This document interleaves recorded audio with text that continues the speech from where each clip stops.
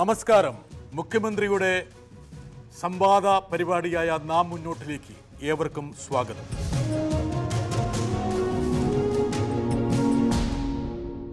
ഉരുൾ തകർത്ത മുണ്ടക്കയും ചൂരൽമലയും വീണ്ടെടുക്കാനുള്ള ഒരു പോരാട്ടത്തിലാണ് കേരളം. ഏത് ഘട്ടം വരെ ഈ ഒരു പ്രക്രിയയിൽ നമ്മൾ എത്തിയിട്ടുണ്ട്, എങ്ങനെയായിരിക്കും നമ്മൾ ഈ പ്രതിസന്ധിയെ അതിജീവിക്കുക, ഇതാണ് ഈ എപ്പിസോഡിൽ നമ്മൾ ചർച്ച ചെയ്യാൻ പോകുന്ന വിഷയം.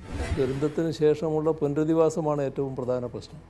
ആ പുനരധിവാസം ഇനി ആ കാര്യത്തിൽ ഒരു ആശങ്കയും ആവശ്യമില്ല. സ്ഥലം ലഭ്യമായിട്ടുണ്ട്, നിർമ്മാണ പ്രവർത്തനം ആരംഭിച്ചു കഴിഞ്ഞിട്ടുമുണ്ട്. കേരളത്തിൻ്റെ ഒരു സ്വഭാവമാണ്, ഒരു വലിയൊരു പ്രശ്നം വരുമ്പോഴേക്കും മറ്റെല്ലാം വിട്ടെറിഞ്ഞുകൊണ്ട് നാട്ടുകാർ ഓടിയെത്തുന്ന ഒരു സാഹചര്യം അവിടെയും ഉണ്ടായി.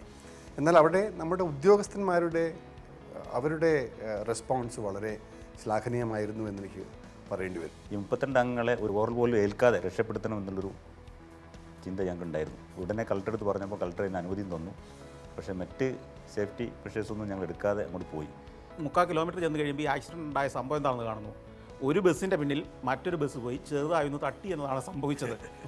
ഇത് നമ്മുടെ നാട്ടിലാണെങ്കിൽ ആ വാഹനത്തിൽ പുറകെ കിടക്കുന്നവരെല്ലാം കൂടെ ഇറങ്ങി ചെല്ലും, ആ ബസ് തള്ളി സൈഡിലേക്ക് മാറ്റിയിടും, 10 മിനിറ്റകം വഴി ക്ലിയർ ചെയ്യും. ഈ ഞങ്ങൾ കടന്നു പോകുമ്പോഴും ഈ ബസ്സിലെ യാത്രക്കാരായി അപകടം പറ്റിയ ബസ്സിലെ യാത്രക്കാർ വഴിരീകിൽ ഇനി എങ്ങോട്ട് പോകണമെന്നറിയാതെ ആംബുലൻസ് പ്രതീക്ഷിച്ച് കാത്തിരിക്കുകയാണ്. അവിടെ അച്ഛനോ അമ്മയോ നഷ്ടപ്പെട്ട ഒരു കുട്ടിയെ സംബന്ധിച്ചിടത്തോളം 10 ലക്ഷം രൂപയുടെ ഫിക്സഡ് ഡെപ്പോസിറ്റ് ഇട്ട് കഴിഞ്ഞിരിക്കുകയാണ്. അത് 18 വയസ്സാകുമ്പോൾ തിരിച്ചു കിട്ടും. അതിൻ്റെ ഇൻട്രസ്റ്റ് അവർക്ക് കിട്ടിക്കൊണ്ടിരിക്കുകയാണ്. പക്ഷേ ഈ വിവരങ്ങളെല്ലാം അതിവിദഗ്ധമായി നമ്മളിൽ നിന്ന് മറച്ചു വയ്ക്കപ്പെട്ടിരിക്കുകയാണ്.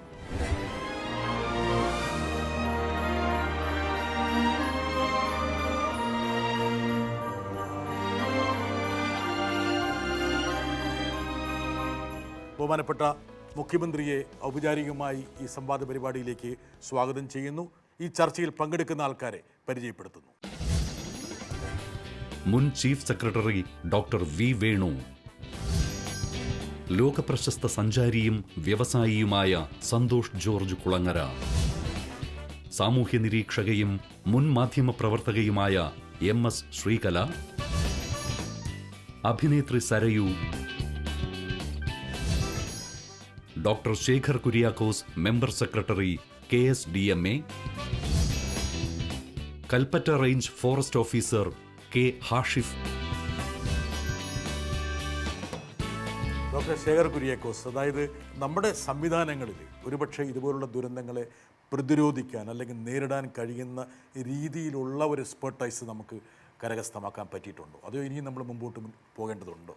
ബഹുമാനപ്പെട്ട മുഖ്യമന്ത്രി 2016-ൽ ഈ മന്ത്രിസഭ ഉണ്ടാകുന്ന സമയം മുതൽ ഞാൻ ക്രൈസിസുകളുമായി പലപ്പോഴും അദ്ദേഹത്തിൻ്റെ മുന്നിൽ പോയിട്ടുണ്ട്. അപ്പോൾ ഒരു ക്രൈസിസ് മാനേജർ എങ്ങനെയാണ് പ്രവർത്തിക്കേണ്ടുന്നത് എന്നതിൻ്റെ പാഠപുസ്തകമായി ഞാൻ കണ്ടിട്ടുണ്ട്. അത് ഒരുപക്ഷെ ഇനി ഭാവിയിൽ എന്തെങ്കിലും ഒരു കഥ സർവീസ് സ്റ്റോറിയായി എഴുതാനുള്ള മാത്രമുള്ള അനുഭവങ്ങൾ എനിക്കുണ്ട്. അത് ഒരുപക്ഷെ വേണു സാറിനും നന്നായിട്ടറിയാം. ഞാൻ അദ്ദേഹത്തിനോട് പലതും പങ്കുവച്ചിട്ടുണ്ട് ഈ കാര്യത്തിൽ. നമ്മൾ 16-ൽ എവിടെയായിരുന്നു, ഇന്ന് നമ്മൾ എവിടെയാണ്? ഈ ഒരു മാറ്റമാണ് നമ്മൾ പരിശോധിക്കേണ്ടത്. 16-ൽ 7 പേരുണ്ടായിരുന്ന ദുരന്ത നിവാരണ അതോറിറ്റി ഇന്ന് കേരളത്തിൽ 126 സ്ഥലങ്ങളിൽ എമർജൻസി ഓപ്പറേഷൻ സെൻ്ററുള്ള, 126 സൈറണുകൾ നിയന്ത്രിക്കുന്ന, നിങ്ങളുടെ ഓരോരുത്തരുടെയും മൊബൈൽ ഫോണിൽ സമയബന്ധിതമായി ദുരന്ത സാഹചര്യങ്ങൾ അറിയിക്കാവുന്ന ഒരു സംവിധാനമായി പരിണമിച്ചിട്ടുണ്ട്. ഈ സംവിധാനത്തിൻ്റെ കൂടെ തന്നെ അദ്ദേഹം ഊന്നി ഞങ്ങളോട് പറഞ്ഞിട്ടുള്ളതാണ്, എപ്പോഴും ഞങ്ങളുടെ ചെയർമാനും കൂടിയാണ്, ദുരന്ത നിവാരണത്തിൻ്റെ മുഴുവൻ ചുമതലയും അദ്ദേഹത്തിൽ നിക്ഷിപ്തമാണ്, ഞങ്ങളോട് പറഞ്ഞിട്ടുള്ളതാണ് നമ്മളുടെ സന്നദ്ധ പ്രവർത്തകരുടെ ഒരു ഏകോപനം ഉറപ്പാക്കുക. അപ്പോൾ അവിടെ നമ്മൾ എന്താണ് മാറ്റമുണ്ടാക്കിയത്? സാമൂഹിക സന്നദ്ധ സേന എന്ന ഇന്ത്യയിലെ ഒരേ ഒരു സാമൂഹിക തലത്തിലുള്ള സന്നദ്ധ പ്രവർത്തകരുടെ ഡയറക്ടറേറ്റ് സ്ഥാപിച്ചിരിക്കുന്നു. ആപദാമിത്ര വോളണ്ടിയർമാരുടെ 4500 പേരുടെ ശ്രേണി, അവർക്ക് കിറ്റുണ്ട്, ഇൻഷുറൻസ് ഉണ്ട്. ഇന്ത്യയിലെ ഒരേ ഒരു സംസ്ഥാനം സിവിൽ ഡിഫൻസ് സംസ്ഥാനം, സിവിൽ ഡിഫൻസ് 1968 ആക്ട് നടപ്പിലാക്കി കേരളത്തിലെ മുഴുവൻ ജില്ലകളെയും സിവിൽ ഡിഫൻസ് ആക്ടിന് കീഴിൽ കൊണ്ടുവന്നതും അദ്ദേഹത്തിൻ്റെ നേതൃത്വത്തിലാണ്. അതിൽ വ്യക്തമായ നിലപാടുകൾ അദ്ദേഹത്തിൽ നിന്ന് നേരിട്ട് കേൾക്കുവാനും ആ ആജ്ഞകൾ ശിരസാവഹിച്ച് കാര്യങ്ങൾ നിർവഹിക്കാനുമുള്ള ചില അവസരങ്ങൾ ജീവിതത്തിൽ ഉണ്ടായിട്ടുണ്ട്. അത് നമ്മളെ കാണിക്കുന്നത് ഇതിനൊരു തുടക്കവും ഒരു ഒടുക്കവുമില്ല. ദുരന്ത ലഘൂകരണ പ്രക്രിയ എന്നത് ഒരു നിരന്തര പ്രക്രിയയാണ്. അപ്പോൾ ആ പ്രക്രിയയിൽ മാറ്റങ്ങൾ കാലികമായി വരുത്തിക്കൊണ്ടിരിക്കണം. നമ്മുടെ ഭൂപ്രകൃതിയിൽ വരുന്ന മാറ്റങ്ങൾ ഒരുപക്ഷെ അതും കൂടി നമ്മൾ കണക്കിലെടുക്കേണ്ടതില്ലേ? അതെ, ഭൂവിനിയോഗത്തെ സംബന്ധിച്ചും നമ്മൾ 2018 പ്രളയത്തിനു ശേഷം നടത്തിയ പോസ്റ്റ് ഡിസാസ്റ്റർ നീഡ് അസസ്മെൻറ്റിൽ വളരെ വ്യക്തമായി പറഞ്ഞിട്ടുണ്ട്. പോസ്റ്റ് ഡിസാസ്റ്റർ നീഡ് അസസ്മെൻറ്റ് പറഞ്ഞത് തന്നെ കേരളത്തിലെ ഭൂവിനിയോഗ രീതികൾ മാറ്റണമെന്നാണ്. അതിൽ തന്നെ നമ്മൾ തദ്ദേശ തലത്തിൽ ഇടപെട്ടുകൊണ്ട് റിസ്ക് ഇൻഫോംഡ് മാസ്റ്റർ പ്ലാൻസ് എന്ന തലത്തിലേക്ക് മാറുകയും എല്ലാ തദ്ദേശ സ്ഥാപനങ്ങൾക്കും ദുരന്ത ലഘൂകരണ പദ്ധതികൾ രൂപീകരിക്കുകയും ചെയ്തു. ഇതൊക്കെ ഇൻസ്റ്റിറ്റ്യൂഷണലൈസ് ചെയ്തുകൊണ്ടുകൂടി മാറ്റം വരുത്തുന്നതിനാണ്. സാങ്കേതിക വിദ്യയിൽ മാത്രമല്ല ഊന്നിയിട്ടുള്ളത് എന്ന് പറയാൻ വേണ്ടി. നമ്മളിപ്പോൾ പുനരധിവാസത്തെക്കുറിച്ചാണ് ചർച്ചയെങ്കിൽ പോലും ആ ഘട്ടത്തിലുണ്ടായിട്ടുള്ള ചില വിവാദങ്ങൾ എനിക്കിപ്പോഴും ഓർമ്മയുണ്ട്. അതായത് കേന്ദ്ര ആഭ്യന്തരമന്ത്രി തന്നെ പറഞ്ഞു, അതായത് നൽകിയിട്ടുള്ള മുന്നറിയിപ്പുകൾ മാനിക്കാതെ പോയി. രണ്ട്, പരിസ്ഥിതി മന്ത്രിയുടെ ഒരു പ്രസ്താവന ഉണ്ട്, ഇതെല്ലാം ഞങ്ങളുടെ മുമ്പിൽ രാജ്യസഭയിൽ പറഞ്ഞതാണ്. അതായത് കോറിയുടെ പ്രവർത്തനം കൊണ്ട് സംഭവിച്ചതാണ്, നിങ്ങൾ ക്ഷണിച്ചു വരുത്തിയൊരു ദുരന്തമാണ്. ഈ ഒരു തരത്തിൽ നിന്നുകൊണ്ടാണ് കേരളം മുന്നോട്ട് പോകേണ്ടി വന്നത്. അല്ല, ഒരുപാട് തിക്തമായ അനുഭവങ്ങൾ നമുക്കുണ്ട്. അതൊക്കെ ഇപ്പോൾ ഓർത്തിരിക്കേണ്ടതാണ് എനിക്ക് തോന്നുന്നത്. മറക്കാൻ ആഗ്രഹിക്കുകയാണ്. അത് കാരണം അത് തന്നെ പറഞ്ഞുകൊണ്ടിരുന്നതുകൊണ്ട് നമുക്കൊരു ഗുണവും കിട്ടാനില്ല. നമ്മളെ ഒരു അനുഭവം അതായിപ്പോയി. ഒരു നാടിനും അനുഭവിക്കേണ്ടി വന്നിട്ടില്ലാത്ത അവഗണന അനുഭവിക്കേണ്ടി വന്നൊരു നാടാണ് നമ്മുടേത്. അത് ഈ കാര്യത്തിൽ മാത്രമല്ല, 2018 മുതൽ 2018 ഏറ്റവും വലിയ ദുരന്തം ഈ നൂറ്റാണ്ടിലെ മഹാപ്രളയം നേരിടുന്നത്. അതിൻ്റെ ഭാഗമായിട്ട് പോലും സഹായങ്ങൾ ലഭ്യമായില്ലല്ലോ. എന്തുകൊണ്ടോ സഹായങ്ങൾ ലഭ്യം ആകേണ്ടതില്ല എന്ന പട്ടികയിൽപ്പെടുത്തി കേരളത്തെ മാറ്റിയിരിക്കുകയാണ്. ഈ ഓരോ ഘട്ടത്തിലും നമ്മൾ പ്രതീക്ഷിക്കുന്നു, നമ്മുടെ ഒരു ശുദ്ധ മനസ്സുകൊണ്ടായിരിക്കാം ഈ നമുക്ക് നല്ല സഹായം ലഭിക്കും എന്ന്. പക്ഷേ തീർത്തും നിരാശ. നമ്മളൊരു ശത്രുരാജ്യമാണോ സർ?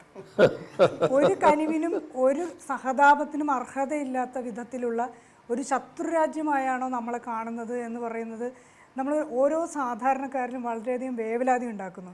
ഇത്രയും വലിയ ഒരു ടൗൺഷിപ്പിൻ്റെ നിർമ്മാണം, ആയിരക്കണക്കിന് കോടി രൂപ ആവശ്യം വരുന്നൊരു നിർമ്മാണം, ഒരു 0 സാമ്പത്തിക സഹായം കേന്ദ്രത്തിൽ നിന്ന് ലഭിക്കുന്ന ഒരു സാഹചര്യത്തിൽ അത് ഏറ്റെടുക്കാനുള്ള ഒരു ഇച്ഛാശക്തി, അത് യഥാർത്ഥത്തിൽ എന്ത് തരത്തിൽ ഉള്ള ധൈര്യം കൊണ്ടാണ് ഉണ്ടാവുന്നത് എന്ന് കൂടി. ശ്രീകലയുടെ ചോദ്യത്തിൻ്റെ ആദ്യ ഭാഗത്തോട് ബഹുമാനപ്പെട്ട മുഖ്യമന്ത്രി പ്രതികരിച്ചു കഴിഞ്ഞാൽ രാജ്യദ്രോഹിയായി മാറും. അതുകൊണ്ട് ആദ്യ ഭാഗത്തെ വിട്ടിട്ട് പ്രതികരിച്ചാൽ ഇതിനൊരു കാര്യം മാത്രമേ ഉള്ളൂ. അത് ഞാൻ നേരത്തെ പറഞ്ഞല്ലോ, നമ്മുടെ നാടിൻ്റെ ഒരുമ, നാടിൻ്റെ ഐക്യം, അതിലുള്ള വിശ്വാസം, അതിൻ്റെ ഭാഗമായിട്ട് തന്നെയാണ് അസാധ്യമാണെന്ന് തോന്നുന്ന കാര്യങ്ങളൊക്കെ സാധ്യമാക്കും എന്ന് പറയാൻ സാധിക്കുന്നത്.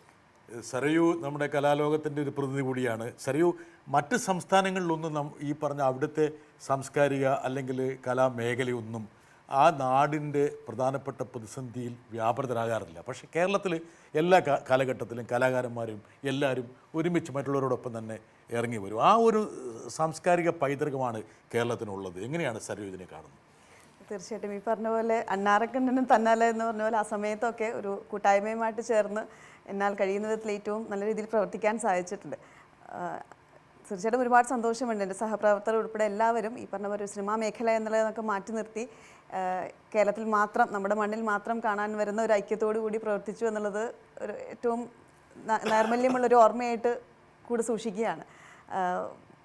ആദ്യമൊക്കെ ഈ പറഞ്ഞ പോലെ എന്താണ് ചെയ്യേണ്ടതെന്ന് നമുക്കൊരു അറിവില്ലായിരുന്നു. നമ്മളാൽ കഴിയുന്ന വിധം എന്തോ ചെയ്ത് നമ്മൾ സഹായിക്കുന്നുള്ളൊരു അവസ്ഥയായിരുന്നു. പക്ഷേ പോകെ പറഞ്ഞൊരു ധാരണയായി, കൃത്യമായ ഒരു വഴികാട്ടികളുണ്ടായി, പ്ലാൻ ഉണ്ടായിരുന്നു നമുക്ക്. അതിനനുസരിച്ച് പിന്നീട് അങ്ങോട്ട് ആവർത്തിച്ചും അനുഭവങ്ങൾ വന്നപ്പോൾ പ്രവർത്തിക്കാൻ സാധിച്ചു. എവിടേക്കോ കുറച്ചൊക്കെ പഠിച്ച് മുന്നേറാൻ ഇപ്പോൾ സാധിക്കുന്നു എന്നുള്ളതും ഒരു അഭിമാനമുള്ള കാര്യമാണ്. ബഹുമാനപ്പെട്ട മുഖ്യമന്ത്രി, അതായത് ഇപ്പം നമ്മൾ ഏറ്റെടുത്തിരിക്കുന്ന ഈ ഒരു റീഹാബിലിറ്റേഷൻ എന്നുള്ളത് യഥാർത്ഥത്തിൽ ഒരു വെസ്റ്റേൺ ഡെമോക്രസിയിലൊക്കെ നടക്കുന്ന രീതിയിലുള്ള ഒരു പ്ലാനാണ് ഇപ്പം ഇതിൻ്റെ ഈ ടൗൺഷിപ്പിൻ്റെ ഒരു പ്ലാൻ എന്നുള്ളത്. എന്തായിരിക്കും? ഒരുപക്ഷെ നമുക്ക് വേണമെങ്കിൽ കുറച്ച് പൈസ എല്ലാവരും കൊടുത്തിട്ട് അങ്ങോട്ട് അവരെ വേണമെങ്കിൽ അങ്ങ് ഒഴിവാക്കി വിടായിരുന്നു. പക്ഷേ ഇതുപോലൊരു പക്ഷേ ഒരു ഫസ്റ്റ് ക്ലാസ് ആയിട്ടുള്ളൊരു റെസിഡൻഷ്യൽ അല്ലെങ്കിൽ അവരുടെ ഒരു ജീവിത മാർഗവുമായി ബന്ധപ്പെട്ടൊരു സംവിധാനം വേണമെന്ന് തോന്നാനുള്ള കാരണം എന്തായിരുന്നു? എന്താ അതിന് പറയുക, നമ്മുടെ നാട്ടിൽ വലിയൊരു ദുരന്തമാണല്ലോ ഉണ്ടായത്. ഒരു രാത്രിയാണല്ലോ ഇതൊക്കെ സംഭവിക്കുന്നത്. അപ്പോൾ ഒന്നുമില്ലാതാകുന്ന അവസ്ഥയിലേക്ക് അവരെത്തിപ്പെടുകയാണ്. ജീവിതം തിരിച്ചു കിട്ടിയവർ, ഒരുപാട് ഉറ്റവർ ഉടയവരെല്ലാം നഷ്ടപ്പെട്ടും പോയി, അവരുടെ ജീവിതം ഒടുങ്ങിപ്പോയി. അപ്പോൾ അങ്ങനെ ബാക്കിയായ ആളുകൾ നമ്മൾ ചേർത്ത് പിടിക്കാൻ നമ്മുടെ സമൂഹത്തിന് ബാധ്യതയുണ്ട്. അപ്പോൾ അവരെ ശരിയായ രീതിയിൽ പുനരധിവസിപ്പിക്കുക എന്നുള്ളതാണ് സർക്കാരിൻ്റെ ഉത്തരവാദിത്വം. അക്കാര്യത്തിൽ സഹായിക്കാൻ പലരും സന്നദ്ധമായി മുന്നോട്ടും വന്നു. അത് സ്വീകരിക്കുകയും നമ്മുടെ ഉത്തരവാദിത്വം ഭംഗിയായി നിറവേറ്റുകയും ചെയ്യുക എന്നുള്ളതാണ് കണ്ടത്. അതിൻ്റെ ഭാഗമായി ഒരു ടൗൺഷിപ്പ് തന്നെ ആവട്ടെ എന്നൊരു നില ഞങ്ങൾ ആലോചിച്ചപ്പോൾ പൊതുവിൽ കണ്ടു. ആദ്യഘട്ടത്തിൽ തന്നെ ആ ആലോചന ഞങ്ങൾ നടത്തി. അത് ടൗൺഷിപ്പ് ആവട്ടെ എന്ന നില വെച്ചുകൊണ്ടുള്ള നടപടികളാണ് ആരംഭിച്ചത്. അതിനുവേണ്ടിയാണ് സ്ഥലം നോക്കിയത്. ആ സ്ഥലം നോക്കിയപ്പോൾ അവിടെയുള്ള ആളുകൾ തന്നെ പരിശോധിച്ചുകൊണ്ട് സ്ഥലം കണ്ടെത്തുകയും ചെയ്തു. ആ കാര്യങ്ങളൊക്കെ കൂടുതൽ ഡോക്ടർ വേണുവിന് പറയാൻ സാധിക്കും. ടൗൺഷിപ്പ്, വീട്, ഉപജീവനം, അവരുടെ വിദൂര എന്താ പറയുക ആവശ്യങ്ങളോടുള്ള പ്രതികരണം, ഇങ്ങനെ ഒരു എല്ലാം കൂടി കോർത്തിണക്കിയിട്ടുള്ള ഒരു റീഹാബിലിറ്റേഷനിലേക്കാണ് നമ്മൾ പോകുന്നത്.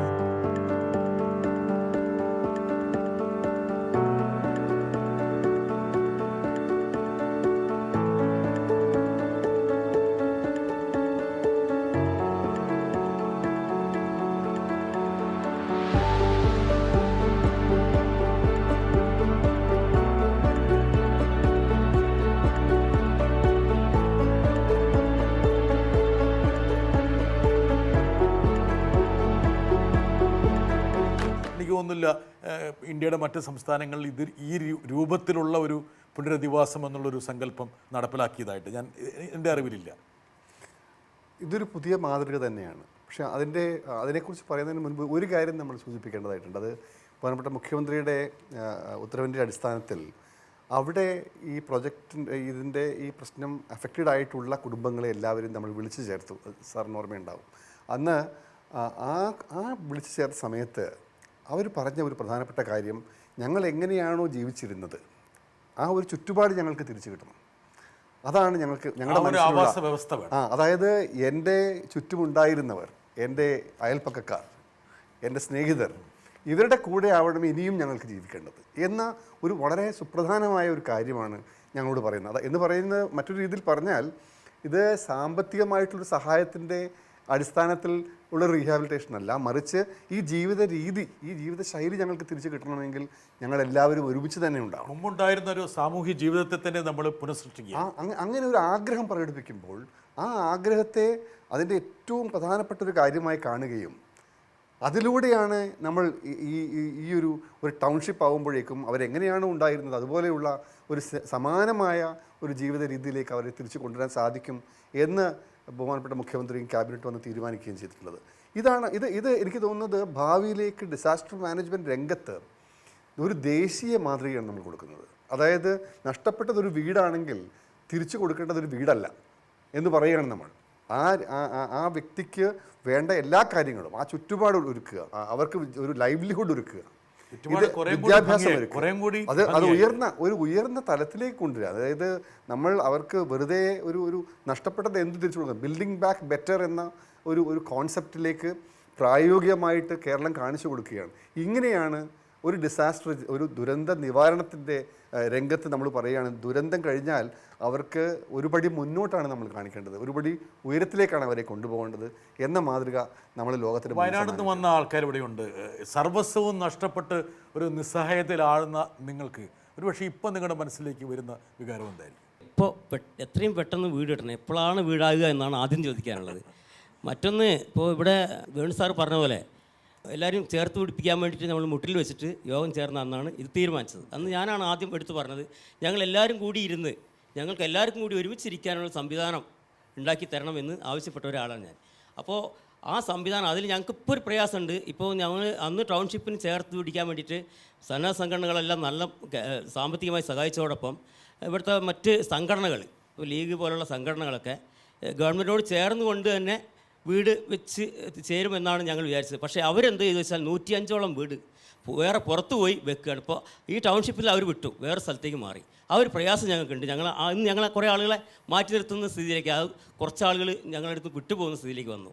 ആ ഒരു പ്രയാസം മാത്രമേ ഉള്ളൂ. പക്ഷെ ഞങ്ങൾക്ക് എത്രയും പെട്ടെന്ന് വീട് കിട്ടണം. എപ്പോൾ കിട്ടും എന്ന് മന്ത്രി.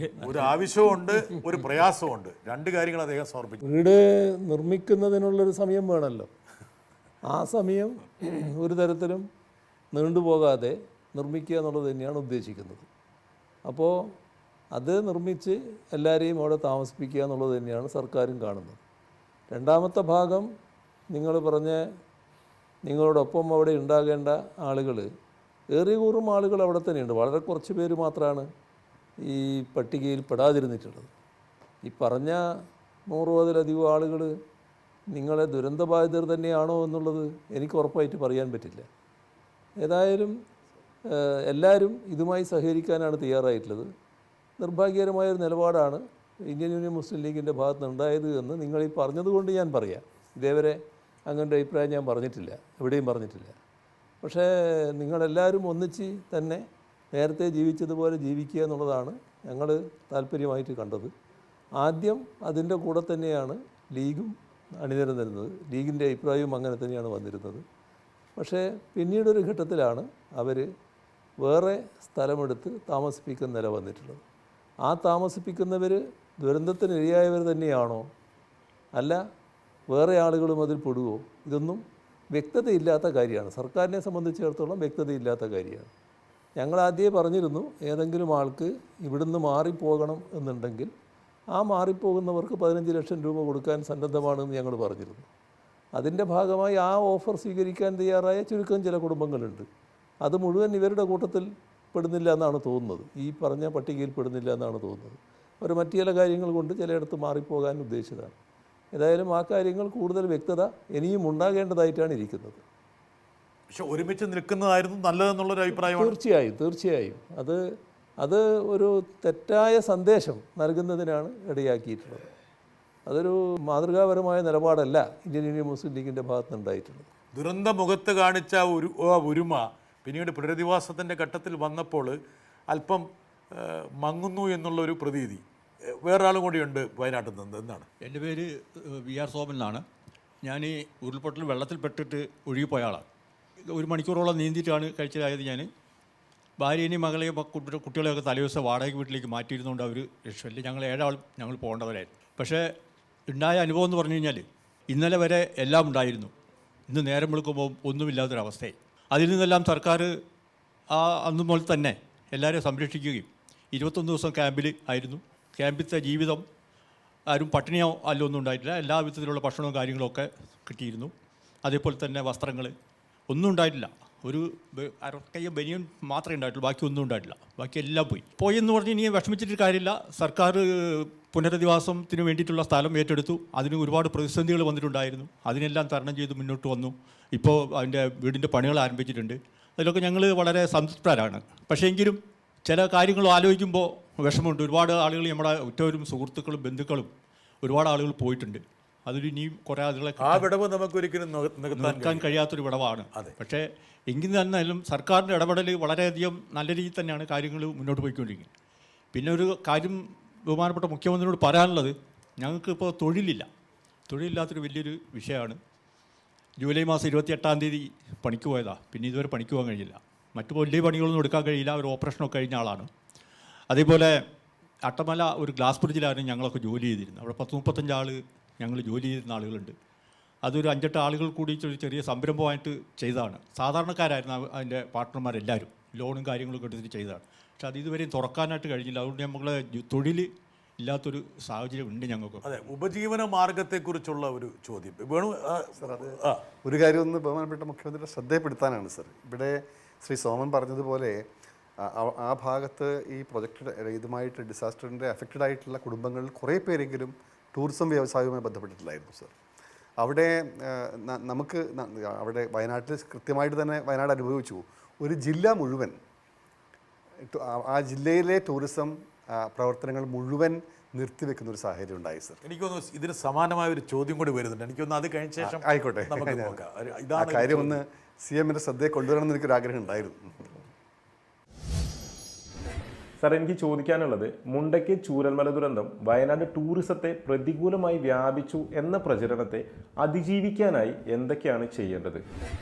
നിരവധി ആളുകൾക്ക് ഈ ടൂറിസം മേഖലയായിട്ട് ബന്ധപ്പെട്ടിട്ട് തൊഴിലുണ്ട്. ബേലിപ്പാലത്തിൻ്റെ അപ്പുറത്തേക്കുള്ള ടൂറിസം മേഖലയൊന്നും തുറന്നു കൊടുത്തിട്ടില്ല. ബേലിപ്പാലം ആണ് അതിനൊരു തടസ്സം പറയുന്നത്. അപ്പോൾ അതിന് ഏതെങ്കിലും ഒരു ക്രമീകരണം ഉണ്ടാക്കിക്കൊണ്ട് അതിനും കൂടി ഒരു സംവിധാനം ഉണ്ടാക്കണം എന്നാണ് പറയാനുള്ളത്. ഇതല്ലേ ഡോക്ടർ വേണു യഥാർത്ഥത്തിൽ ഉദ്ദേശിച്ചത്? അതെ, അത് രണ്ട് വശമുണ്ട് അതിന് സർ. ഒന്ന്, ഈ നമ്മുടെ ദുരന്തമുണ്ടായ സമയത്ത് സ്വാഭാവികമായിട്ടും എല്ലാവരും തളർന്നു പോകുന്നൊരു സമയമുണ്ടായിരുന്നു. അല്ലെങ്കിൽ ആ സമയത്ത് മറ്റുള്ളവരൊന്നും, അപ്പോൾ ടൂറിസം പ്രവർത്തനങ്ങളെല്ലാം നിർത്തിവെക്കുന്ന ഒരു സമയമുണ്ടായിരുന്നു. പക്ഷേ എത്രയും പെട്ടെന്ന് ഈ ആക്ടിവിറ്റീസ് പുനരാരംഭിക്കുകയാണ് നമ്മൾ ചെയ്യേണ്ടത്. കാരണം അങ്ങനെയാവുമ്പോൾ ഈ ഉപജീവന മാർഗം നഷ്ടപ്പെട്ടവർക്കെല്ലാം തിരിച്ചു കയറാനുള്ള ഒരു സാഹചര്യം ഉണ്ടായിരുന്നു.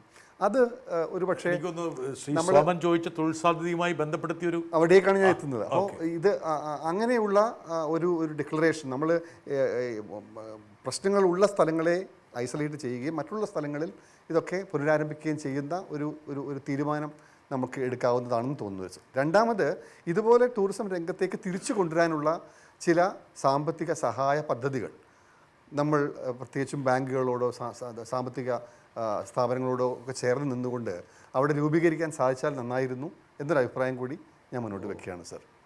ഈ ചൂരൽമലയും മുണ്ടക്കൈയാണ് യഥാർത്ഥത്തിൽ ദുരന്തത്തിൻ്റെ കേന്ദ്രങ്ങളിൽ പോലും മൊത്തം ജില്ല യഥാർത്ഥത്തിൽ ദുരന്തത്തിൻ്റെ ഒരു ഭാഗമായി ചിത്രീകരിക്കപ്പെട്ടൊരു സാഹചര്യം ഉണ്ടായി. അതായത് ഇതിൻ്റെ ആദ്യഘട്ടത്തിൽ നമ്മളെല്ലാവരും പറഞ്ഞത് വയനാട് ദുരന്തം എന്നാണല്ലോ. അപ്പോൾ വയനാട് ദുരന്തം എന്ന് പറഞ്ഞപ്പോൾ മൊത്തത്തിൽ വയനാടാകെ ഒരു ദുരന്ത പ്രദേശമാണ് എന്നൊരു തോന്നൽ മറ്റു പ്രദേശങ്ങൾക്ക് ഉണ്ടാകുന്ന നില വന്നു. അത് തിരിച്ചറിഞ്ഞതിൻ്റെ ശേഷമാണ് നമ്മൾ തന്നെ മുണ്ടക്കൈ ചൂരൽമല എന്ന പ്രയോഗം തുടങ്ങുന്നത്. യഥാർത്ഥത്തിൽ അതാണല്ലോ മുണ്ടക്കൈ ചൂരൽമല ദുരന്തമെന്ന് പിന്നീട് പറഞ്ഞ് അങ്ങനെ ഒരു നിലയായി. അപ്പോൾ ഈ ദുരന്തബാധിത പ്രദേശങ്ങളിൽ മാത്രമാണ് ഏതെങ്കിലും തരത്തിലുള്ള നിയന്ത്രണങ്ങൾ ആവശ്യമായിട്ടുള്ളത്. മറ്റ് സ്ഥലങ്ങളിൽ സ്വാഭാവികമായിട്ടുള്ള ടൂറിസം പ്രവർത്തനങ്ങൾ നല്ല നിലക്ക് പ്രോത്സാഹിപ്പിക്കാവുന്നതാണ്. അതിന് ഇപ്പം തന്നെ ആരംഭിച്ച് കഴിഞ്ഞിട്ടുണ്ട്. എന്നാൽ കുറേ കൂടി ശക്തമായ നടപടികൾ വേണമെങ്കിൽ ആ നടപടികളും നമുക്കിതിൻ്റെ ഭാഗമായി സ്വീകരിക്കുകയും ചെയ്യും. അല്ല, ഒരുപക്ഷെ ആ ജില്ല തന്നെ ഉണരുമ്പോൾ നിങ്ങളുടെ തൊഴിൽപരമായ പ്രശ്നങ്ങൾക്കൊരു പരിഹാരം ഉണ്ടാകുമെന്നാണ് എനിക്കൊന്ന് ഡോക്ടർ വേണു അത് സൂചിപ്പിച്ചത്. ഈ ദുരന്തമുണ്ടായ സ്ഥലങ്ങളിൽ ടൂറിസം തകരുന്നു, അല്ലെങ്കിൽ അവിടെ ഇനി മനുഷ്യർ ഭയപ്പെട്ടിട്ട് വരില്ല എന്ന് പറയുന്നത് തെറ്റായൊരു നിഗമനമാണ്. ലോകത്ത് ഏറ്റവും ദുരന്തമുണ്ടായ സ്ഥലങ്ങളാണ് ടൂറിസത്തിൽ പിന്നീട് ഏറ്റവും വളർന്നിട്ടുള്ളത് എന്നുള്ളതാണ് ഏറ്റവും രസകരമായ. ആ റഡാറും കൂടി വന്നു കഴിയുമ്പോൾ വളരെ സൂക്ഷ്മമായ വിവരങ്ങളാണ് കിട്ടുക. നമ്മൾക്കിപ്പോൾ ഒരുപക്ഷെ ഒരു ബ്ലോക്ക് തലത്തിലാണ് വിവരങ്ങൾ കൊടുക്കാൻ പറ്റുന്നതെങ്കിൽ ഇനി അത് എത്താൻ പോകുന്നത് ഒരുപക്ഷെ താലൂക്ക് തലത്തിലേക്കും അതിനും താഴെ പഞ്ചായത്ത് തലത്തിലേക്കും എത്തുന്ന രീതിയിൽ ഹൈപ്പർ ലോക്കൽ സംവിധാനങ്ങളിലേക്ക് പോകും. ഈ ടൗൺഷിപ്പ് സമയബന്ധിതമായി പൂർത്തിയാക്കുമോ എന്നാണ് എല്ലാവരും ഉറ്റുനോക്കുന്നത്. അതിലെന്തെങ്കിലും ഒരു വീഴ്ച വരാൻ വേണ്ടി ഇങ്ങനെ കാത്തിരിക്കുക. എല്ലാറ്റിലും ഗവൺമെൻറ് പ്രതിജ്ഞാബദ്ധമാണ് അത് പൂർത്തിയാക്കും എന്നുള്ളത്. ആര് സഹായിച്ചാലും സഹായിച്ചില്ലെങ്കിലും അല്ല, അത് അങ്ങനത്തെ വാചകം ഞാൻ പറയുന്നില്ല. അല്ല, അവതാരകന് പറയാനുള്ളൊരു സ്വാതന്ത്ര്യം ഉണ്ടോ?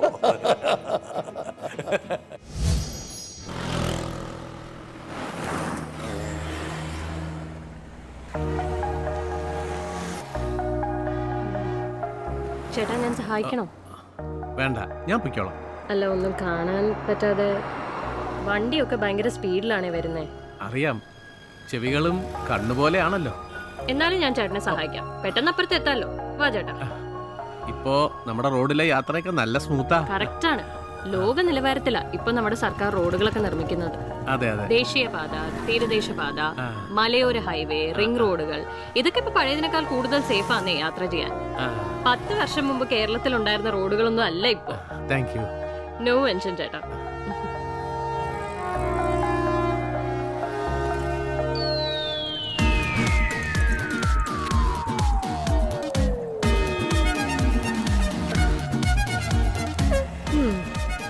ഉള്ളിൽ നന്മയുള്ളവർ ഒപ്പമുള്ളവരെ എപ്പോഴും സംരക്ഷിച്ചുകൊണ്ടേയിരിക്കും. അവർക്ക് ഒറ്റ ലക്ഷ്യമേ ഉള്ളൂ, നാട് നന്നാവണം. നമ്മുടെ സർക്കാർ ചിന്തിക്കുന്ന പോലെ. കാസർഗോഡ് മുതൽ പാറശാല വരെ മികവുറ്റ പാതകളിലൂടെ സുഗമ സഞ്ചാരം. യാത്രാപഥങ്ങളിൽ പുതിയ ഗതിവേഗമൊരുക്കുന്ന പിണറായി വിജയൻ സർക്കാർ 10ാം വർഷത്തിലേക്ക്.